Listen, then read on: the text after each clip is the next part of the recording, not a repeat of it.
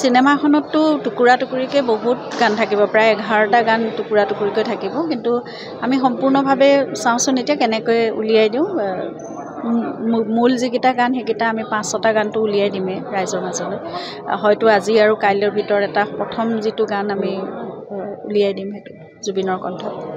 চিনেমাখনৰ কামটো আমাৰ প্ৰায় শেষেই হৈছে, শ্বুটিঙৰ কামবোৰ শেষ হ'ল, পষ্ট প্ৰডাকশ্যন চলি আছে। অলপমান পেটছ কিবা এটা ওলাইছিলে, সেইকাৰণে আমি ইয়াতে কৰিম বুলি আচলতে আমি কেতিয়াবাই ঠিক কৰিছিলোঁ। জুবিন ছিংগাপুৰলৈ যোৱাৰ আগতে আমি ঠিক কৰি থৈছিলোঁ, ঘূৰি অহাৰ পিছত আমি ইয়াত শ্বুটিং কৰিম বুলি। সেইকাৰণে তেওঁলোকৰ সহযোগত আমি ইয়াত ষ্টুডেণ্ট লৈ পেলাই ৰয়েল গ্ল'বেলৰ কেম্পাছতে কৰিছোঁ।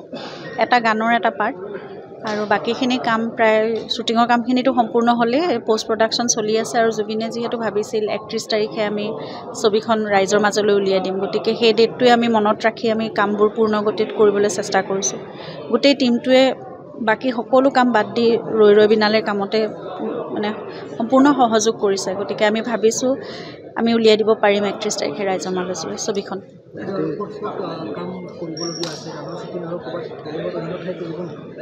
নাই, আমাৰ শ্বুটিং শেষেই হ'ল, এইটো মাত্ৰ সৰু পেটছ এটা আছিলে, সেইখিনি কৰিছোঁ। গোটেই ছবিখন যিটো গানৰ ওপৰত নিৰ্মাণ কৰিছে, কিমানমান গান থাকিব, গানকেইটা সম্পূৰ্ণ হৈছে? গান আৰু মিউজিকৰ কাম আমাৰ সম্পূৰ্ণ হ'ল। চিনেমাখনততো টুকুৰা টুকুৰিকৈ বহুত গান থাকিব, প্ৰায় 11টা গান টুকুৰা টুকুৰিকৈ থাকিব, কিন্তু আমি সম্পূৰ্ণভাৱে চাওঁচোন এতিয়া কেনেকৈ উলিয়াই দিওঁ। মূল যিকেইটা গান সেইকেইটা আমি 5-6টা গানটো উলিয়াই দিমেই ৰাইজৰ মাজলৈ। হয়তো আজি আৰু কাইলৈৰ ভিতৰত এটা প্ৰথম যিটো গান আমি উলিয়াই দিম, সেইটো জুবিনৰ কণ্ঠত।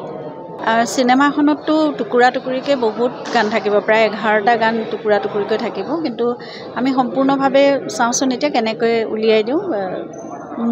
মূল যিকেইটা গান সেইকেইটা আমি 5-6টা গানটো উলিয়াই দিমেই ৰাইজৰ মাজলৈ। হয়তো আজি আৰু কাইলৈৰ ভিতৰত এটা প্ৰথম যিটো গান আমি উলিয়াই দিম, সেইটো জুবিনৰ কণ্ঠত। চিনেমাখনৰ কামটো আমাৰ প্ৰায় শেষেই হৈছে, শ্বুটিঙৰ কামবোৰ শেষ হ'ল, পষ্ট প্ৰডাকশ্যন চলি আছে। অলপমান পেটছ কিবা এটা ওলাইছিলে, সেইকাৰণে আমি ইয়াতে কৰিম বুলি আচলতে আমি কেতিয়াবাই ঠিক কৰিছিলোঁ। জুবিন ছিংগাপুৰলৈ যোৱাৰ আগতে আমি ঠিক কৰি থৈছিলোঁ, ঘূৰি অহাৰ পিছত আমি ইয়াত শ্বুটিং কৰিম বুলি। সেইকাৰণে তেওঁলোকৰ সহযোগত আমি ইয়াত ষ্টুডেণ্ট লৈ পেলাই ৰয়েল গ্ল'বেলৰ কেম্পাছতে কৰিছোঁ।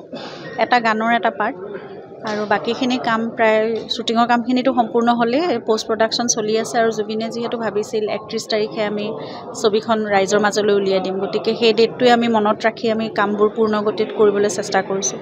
গোটেই টীমটোৱে বাকী সকলো কাম বাদ দি ৰৈ বিনালেৰ কামতে মানে সম্পূৰ্ণ সহযোগ কৰিছে, গতিকে আমি ভাবিছোঁ আমি উলিয়াই দিব পাৰিম 31 তাৰিখে ৰাইজৰ মাজলৈ ছবিখন।